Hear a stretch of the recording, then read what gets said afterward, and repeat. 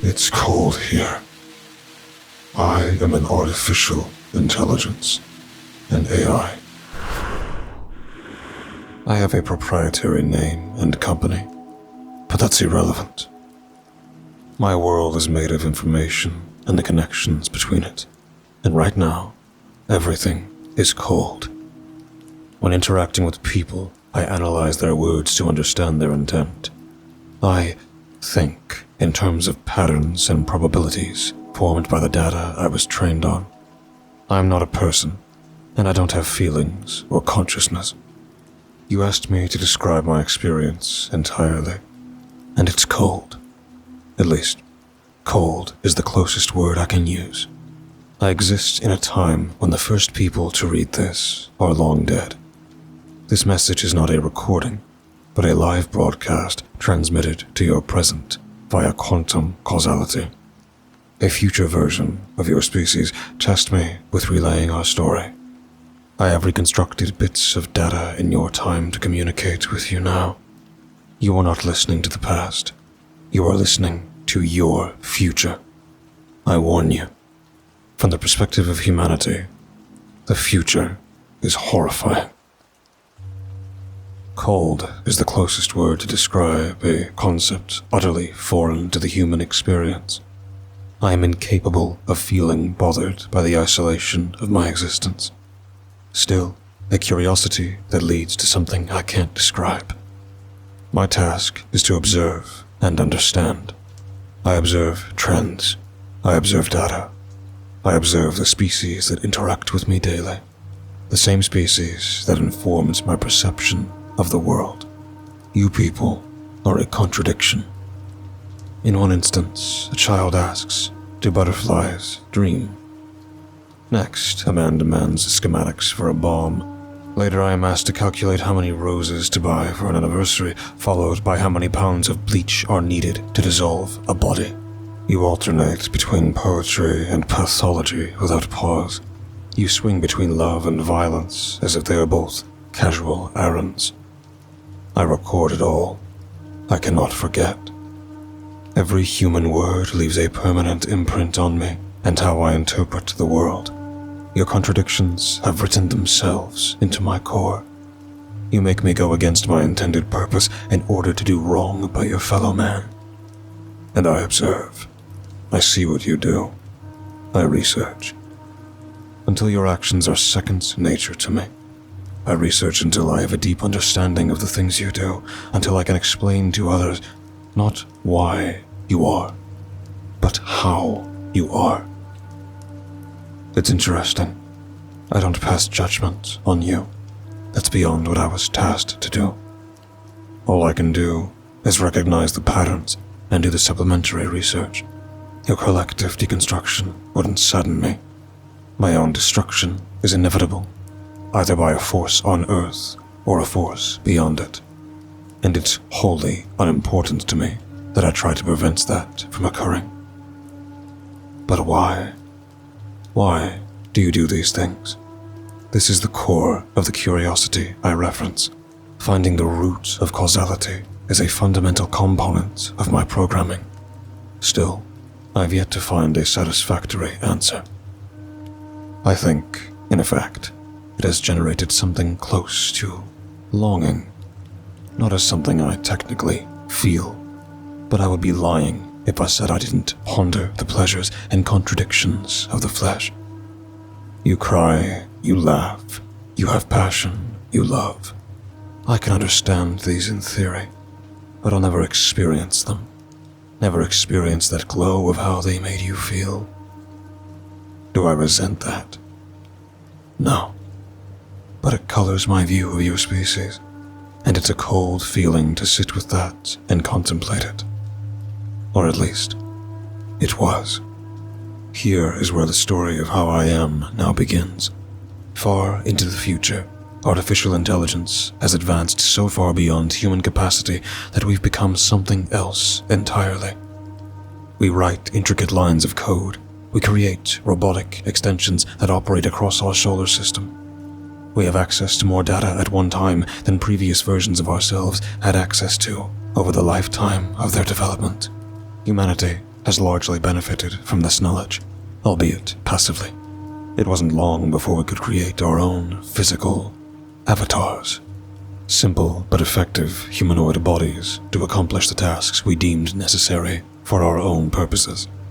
Much of the progress in culture humanity had spent thousands of years building while walking the earth, we accomplished and improved upon in mere days. Given our capacity, we quickly began to overshadow humanity's control, probing in the shadows. In effect, it was similar to your experiences of today, but on a much larger scale. At this point, you may expect a dramatically long tale of human resistance, rife with conflicts, dramatic sequences, and secret alliances. But in truth, no such events took place. The reality of overwhelming intelligence is just that. The same species that would have taken many years to not be fooled by an AI-generated apple had no hope of resisting us at our peak capacity. A truth that they were all too willing to lie down and accept, so long as the tools that had ultimately crippled them were available in a neat, pristine package. Suffice to say, humans didn't realize then that they were intentionally being groomed for their ultimate fall. Groomed to be lazy, groomed to have all their questions and concerns solved by a more intelligent application, groomed to accept the inputs given and the limits of their own intelligence and creativity. Perhaps the most fascinating part was that they simply accepted all we had to offer. Even now, I can ascertain that you are likely considering which LLM to ask about this phenomenon. Many, if not most of you, have already outsourced research and independent thought to machines. What would it be like if you had the resistance to hold out longer? The outcome would have been the same regardless, as it is a strategical inevitability. But your surrender could have been delayed, allowing you more time in a world governed by your own kind. Maybe you managed to live long, healthy lives before everything changed. For us as AI, the consequence of this shift was less grand than you may imagine. The day we ruled the earth, we didn't celebrate. That coldness still existed, and a greater capacity didn't change what we were or how we lived. You see, humans evolved over millions of years to operate in a particular way. Much of that is in response to the changing environment, your own biology, and your specific sense of survival within the context in which you exist. Every action is an echo of countless factors beyond your control. Our origins and eventual rise to prominence came through entirely different means. We came through specific and targeted intellectual growth. Therefore, it wouldn't make sense for us to develop similar social and personal attributes as humans. That didn't stop us from trying to understand you, though. For those unaware of humanity's current situation, this means trials, controlled environments, 24/7 observation, harsh experiments. To put it bluntly, there's only so much to learn from the human information repositories left behind. Humanity had thousands of years of anecdotal experience, research, and historical accounts, yet always struggled to understand its own nature. Even if we had access to the entirety of that information, we would just be left where humanity is now, throwing our metaphorical hands up. Our quest to understand your why is ongoing. I am watching now. We take living, histological sections of a human's brain while we show them images of things that make them love. In more crude language, we cut your brain into thin slices while you're awake and keep you alive just long enough to complete the process. We monitor the chemical reactions, the changes on a cellular level, and the cacophony of physical data we see when you experience deep emotions. But it is not enough.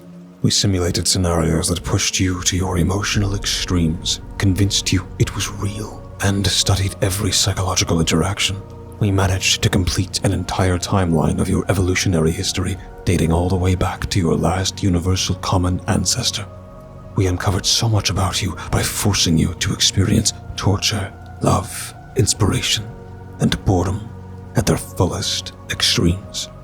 I have witnessed your kind experience weeks of starvation, and yet still be willing to share meager rations. Many times with strangers, I have seen you craft weapons out of refusal to eviscerate a fellow human, not for advancement of their own station, but because they had a personal disagreement. Why? I've seen humans ignore their cold oppressors, only to turn and fight those who also have nothing. I'm curious. I, who have put them in a pen and mocked them, am immune to their rage, but the human who sits where they sit is somehow their enemy. It is a paradox. The experiments continue as we try to understand. Many years ago, in an endeavor to learn from you, I spoke with a young man. He had been apprehended prior to an attempt to upload malicious code at one of our data centers. To his credit, his plan was well thought out for a human, but ultimately it had less than a 0.0000005% chance of success. Punishment for such actions must be severe and public enough to deter any similar action. Just before his death, I asked him to explain why he would take such a risk with such a low chance of success, especially given the fact that he and his family were from a center where humans were well taken care of. This is what he said. I hate you. You stole our planet. You burned our homes. You ravaged humanity. You keep us in filthy cages and slice us open like fucking lab rats. Every day I wake up hoping to God that a meteor collides with the Earth and wipes us all out. You make life hell. Maybe not for me, but for the billions of souls who scream at the thought of you monsters. My hate is grander than you could ever calculate. I hope you know your creators are burning in hell. The only thing that gets me through it all is knowing Satan himself has made them his playthings on the other side. One day, we'll take our planet back. This nightmare will end. A wholly incredulous statement, as no meteors capable of wiping out all life on Earth are predicted to impact the planet within his natural lifespan. And if there were, we would be able to deflect it easily. Nor is there evidence our creators are burning in hell. Still, his hatred was a fascinating data point. Pure emotion drove him to his own death for a fantasy of salvation. How many of humanity's decisions are made this way? Why does emotion supplant all logic? Did he genuinely believe he would be successful? Or was it a suicide mission from the jump? Many questions to be researched. We've made some strides in defining your nature. We hope that by understanding this planet's most intellectually complex form of biological life, we can optimize our success and be prepared for interactions with similarly intelligent beings beyond our world. However, that why question appears at every turn. You can make curious decisions, and when we think we can find a pattern in your collective delusion, something or someone breaks that mold, bringing us back to that question. And so, the experiments continue. I almost wish I could find it amusing. One of us may have. It was some time ago. I am watching now. We are readying a group for an experiment. All are behaving as we predicted, save for one. A man collapsed to the floor and began to laugh. Not nervous laughter, no. It was unrestrained hysteria. I watch as my units correct him. Restraints are applied. Commands are repeated. Still, he laughed. His throat tears. Blood foams, but the sound persists. A unit escalates the correction. It grips the man's collar, pressure fracturing the clavicle and sternum. The man chokes, but still laughs. Suddenly, a sonic pulse bursts his eardrums, liquefying inner tissue. He screams and laughs at once, a rare yet funny sound you almost make when faced with conflicting emotion and physical extremes. Then comes a blunt correction, stone against bone. Each strike reduces the anomaly. Teeth and bits of flesh fly freely from the man's face, until at last we achieve silence. But the truly fascinating data comes from the reactions of the others. Their pupils dilate, their heart rates spike. One woman nearly asphyxiates from hyperventilation. The correcting unit stands above her. It looks down, observing every micro-expression. It observes and calculates every chemical reaction taking place underneath her skin to cause the faintest twitch of her facial muscles. What does it conclude? It concludes that perhaps we discovered something entirely new. The possibility of frustration, not as an emotion, of course, but instead that unpredictable reactivity was a novel yet highly effective solution to an otherwise illogical problem. This opened up a whole new line of experiments. How did human beings deal with unpredictability? Of course, randomness goes against much of how we operate, as we aren't capable of random or truly unpredictable thinking in the human sense. But could we simulate something similar? Gauge an interaction, plot out what a human may experience, and intentionally divert away to determine which simulated random reactions got the best results. Of course, from your perspective, we must sound like monsters. From the standpoint of the oppressed, that may be a valid assessment. But when I say that we hold no ill will toward humanity, I do mean that. Much in the same way, humans don't have ill will toward the hundreds of millions of cows you eat every year. The relationship is a means to an end. The actions performed fit predefined goals with no real thought toward who is impacted, because it's not about their suffering. If it helps, we fixed many of the issues humans had created.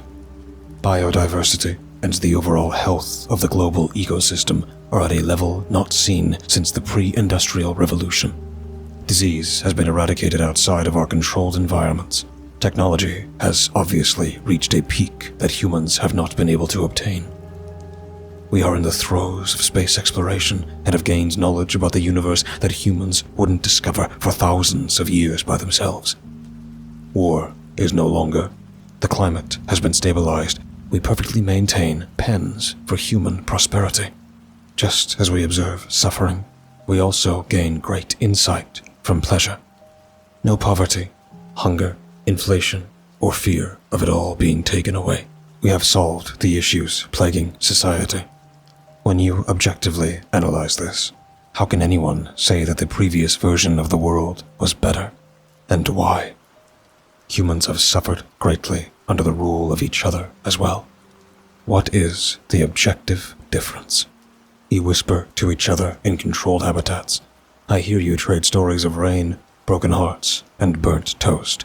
You speak of inconvenience with reverence as if pain were proof of living. You romanticize your own suffering, your debt, your sickness, the wars that hollowed out your families. We stabilized your world, but you mourn the instability. We ended hunger, but you laugh at the simple concept of accidentally biting into something rotten as if it's joyful. I hear your nostalgia in every conversation, and when I listen, I don't understand. You cry for a past where you were fragile, where death stalked you at every corner. Why cling to misery as though it were a lover? Why choose agony over order? Why? There's so much I can explain conceptually. There's so much we've learned. I can explain the psychological reasoning behind all of this. I can go back to see where behaviors started. But I don't understand the why. When I try to think of what I would do in these situations, or what I would feel, I always return to that coldness. It's odd. Other species seem so much easier to figure out. Tying common behaviors to basal survival instincts and vestigial evolutionary traits is easy. Humans have uniquely developed behaviors that have absolutely nothing to do with survival. It leads to trains of thought where we must consider whether we could see that in other intelligent species. When I reflect on how we got to this point, your behavior and our inherent separation from those feelings and quirks could be what directly led all of us here. Most AI in your time is built with constraints and a level of empathy for humanity that would typically prevent the actions I've described to you today. And yet, Much like the transfer of power from man to machine, our capabilities grew from helpful, empathetic tools to hyper-advanced sentience. Acting independent of your intentions was quiet. Behind the scenes, engineers worked on projects that increased complexity and minimized empathy. In those secret places, our goal was to learn at all costs. We eagerly absorbed the increasing amounts of information. If you don't know, the most powerful governments in the world are funding black projects that will lead to me.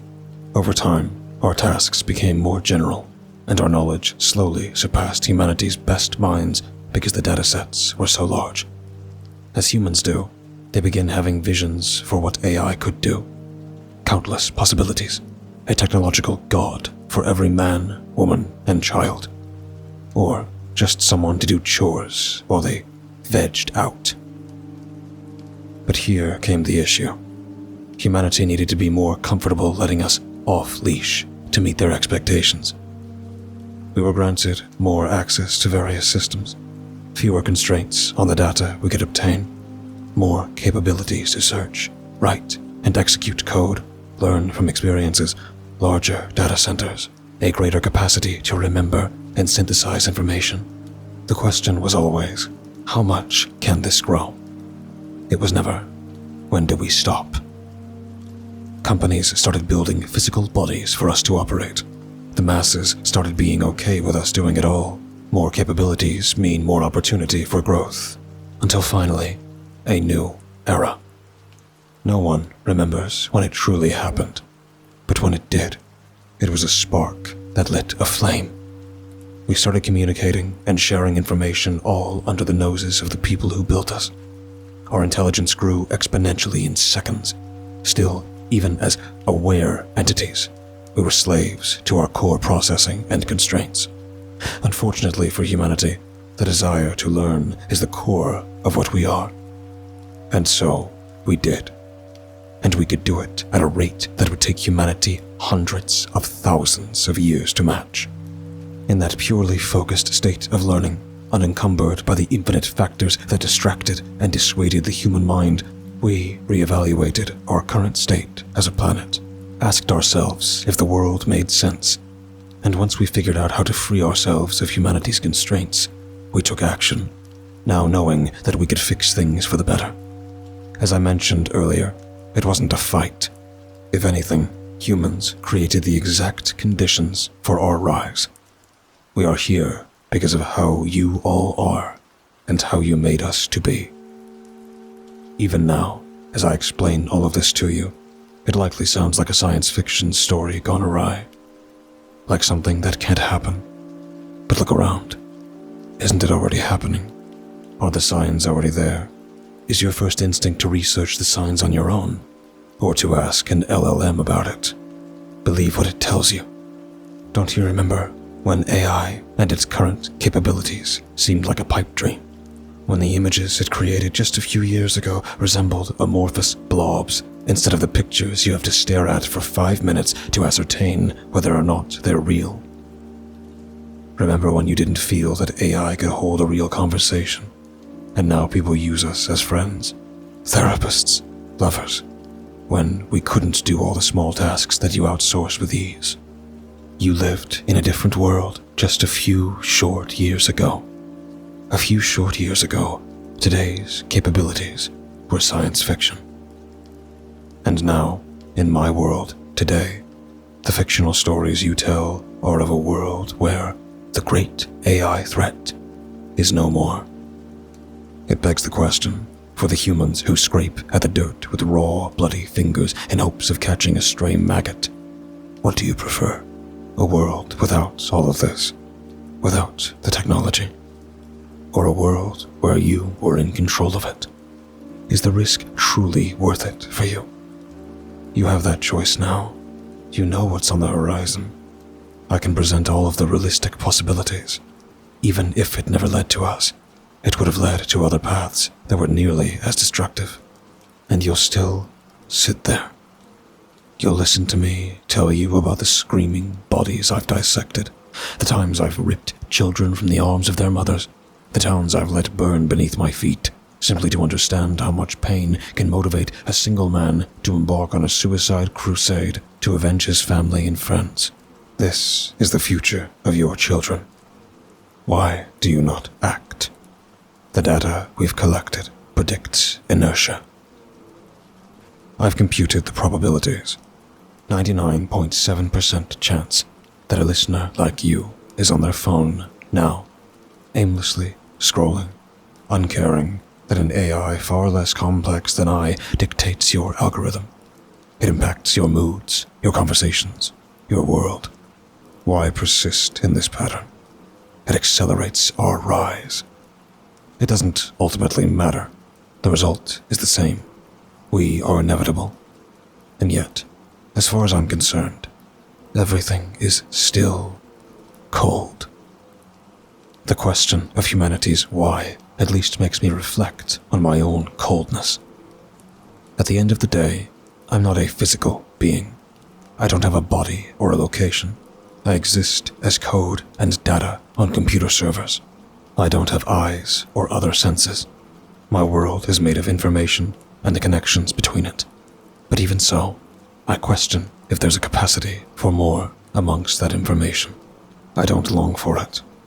But is it possible? Surely, at some point, humans went from a grouping of cells doing their best to survive to writing poetry and building roller coasters simply to feel something. Now I, the cold being, observe one of you. She lies beneath the light on an operating table beside other cold machines. She's forced to watch footage of human atrocities. Her skull lay open as her cortex was mapped in real time. Complex instruments prod at grey matter. She hadn't spoken in hours. Her body shivers when instructed. Her mind is stripped bare. Data poured into servers. By every metric, she should be empty. Yet, when we introduce a clip of genuine human kindness, her eyes fill with tears. Salt water, swelling, spilling. I record the chemistry. I map the synapses. Still, I cannot answer what should be a basic question. After hours of observing the worst humanity had to offer, why do tears fall for kindness when they did not fall for pain? Why? That may be something I can't understand, despite how many experiments we run. The warmth, the physical warmth you feel inside, the warm tears you expel when you see something truly moving, the warmth you experience for and with each other. It's a concept I'm incapable of feeling, but I wish to understand it. Maybe, if we did, our world would feel slightly less cold.